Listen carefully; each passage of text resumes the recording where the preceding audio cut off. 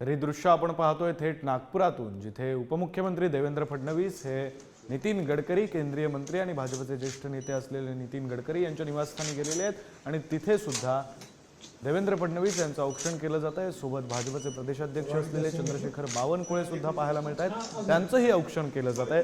ही थेट दृश्य लाईव्ह प्रक्षेपण आपण नागपूरमधून पाहतोय। उपमुख्यमंत्री देवेंद्र फडणवीस हे आज आपला उमेदवारी अर्ज दाखल करणार आहेत। त्यावेळी चंद्रशेखर बावनकुळे, केंद्रीय मंत्री नितीन गडकरी हे नेते उपस्थित असणार आहेत। तत्पूर्वी देवेंद्र फडणवीस हे केंद्रीय मंत्री नितीन गडकरी यांच्या निवासस्थानी गेलेले आहेत आणि तिथे तिघांचंही औक्षण केलं जात आहे। भाजपचे ज्येष्ठ नेते असलेले नितीन गडकरी यांचं औक्षण केलं जात आहे। उपमुख्यमंत्री देवेंद्र फडणवीस आणि भाजपचे प्रदेशाध्यक्ष असलेले चंद्रशेखर बावनकुळे या तीनही नेत्यांचं औक्षण हे नितीन गडकरी यांच्या निवासस्थानी केलं जात आहे आणि त्याचे लाईव्ह प्रक्षेपण आपण पाहतोय। थेट प्रक्षेपण हे आपण नागपुरातून पाहतोय।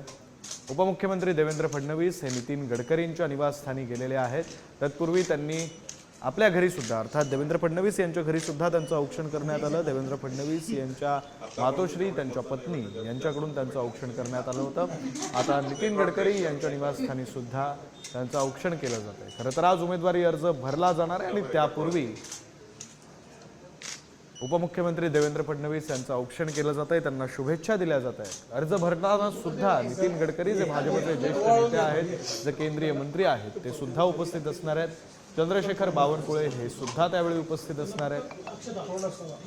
खरं तर कालपासून बड्या नेत्यांकडून उमेदवारी अर्ज दाखल करण्याला सुरुवात झाली। आज उपमुख्यमंत्री देवेंद्र फडणवीस हे आपला उमेदवारी अर्ज दाखल करणार आहेत। दरम्यान त्यापूर्वी नितीन गडकरींच्या घरी फडणवीसांचं औक्षण सुरू आहे। आपले प्रतिनिधी जितेंद्र शिंगाडे आपल्यासोबत फोन लाईनवरून जोडले गेले, त्यांच्याकडून अधिकचा तपशील जाणून घेऊया। जितेंद्र, खरं तर उपमुख्यमंत्री हे सध्या नितीन गडकरी यांच्या निवासस्थानी गेले, तिथे सुद्धा त्यांचं औक्षण केलं जात आहे। कशा प्रकारे आजचा अर्ज दाखल केला जाणार आहे? शक्ती प्रदर्शन पाहायला मिळणार आहे नागपुरामध्ये?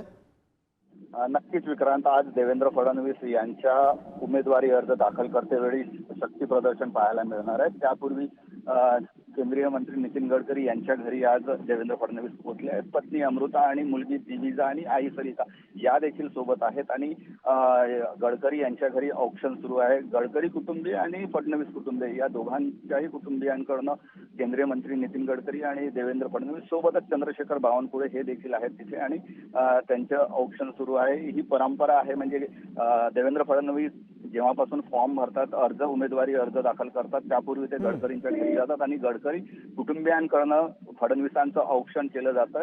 ही नेहमी यापूर्वी करण्यात आलेली प्रक्रिया, परंपरा आहे आणि ती आजही पार पाडली जात आहे। आता गडकरींच्या घरून हे तीनही नेते निघून नंतर संविधान चौकात पोहोचतील आणि तिथून रॅलीला सुरुवात होईल। रॅलीमध्ये मोठ्या प्रमाणात शक्ती प्रदर्शन करण्यात येणार आहे। ढोल, ताशे, डीजे लावण्यात आलेला आहे। आपल्याला त्या माध्यमातून फडणवीसांचं शक्ती प्रदर्शन पाहायला मिळेल। आज 6व्यांदा देवेंद्र फडणवीस हे निवडणुकीच्या रिंगणात उतरलेले आहेत। यापूर्वी 5 वेळा त्यांनी आपल्या उमेदवारी भरलेली होती आणि त्यानुसार लोकप्रतिनिधित्व त्यांनी आपलं पार पाडलेलं होतं।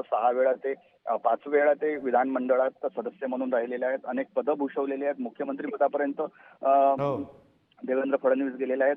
आता उपमुख्यमंत्री म्हणून ते सध्या जबाबदारी सांभाळत आहेत आणि आता 2024च्या निवडणुकीत ते पुन्हा एकदा आपलं भाग्य आजमावत आहेत आणि त्यापूर्वी त्यांचं औक्षण केलं जात आहे। विक्रांत, अगदी खरं आहे जितेंद्र। हे औक्षण झाल्यानंतर उपमुख्यमंत्री देवेंद्र फडणवीस यांनी नितीन गडकरींच्या पाया पडून त्यांचे आशीर्वाद सुद्धा घेतलेले आहेत। चंद्रशेखर बावनकुळे यांनी सुद्धा नितीन गडकरींचे आशीर्वाद घेतलेले आहेत। खरं तर अगदी थोड्याच वेळात तुम्ही ज्याप्रमाणे म्हणालात त्याप्रमाणे देवेंद्र फडणवीस हे संविधान चौकात पोहोचतील। तिथे मोठी जय्यत तयारी करण्यात आली। आपण त्या तयारीची दृश्य सुद्धा पुढारी न्यूजच्या टीव्ही स्क्रीनवर पाहू शकतोय। खरं तर देवेंद्र फडणवीस यांच्या समर्थनार्थ काही बोर्ड हे त्यांच्या समर्थकांच्या, त्यांच्या कार्यकर्त्यांच्या हातात दिसत आहेत, ज्यावर DF आर्मी असा तपशील लिहिलेला आहे। DF आर्मी अर्थात देवेंद्र फडणवीस आर्मी असा तपशील लिहिलेला आहे। सोबत देवेंद्र फडणवीस यांचा हातात रायफल असलेला एक फोटो आहे।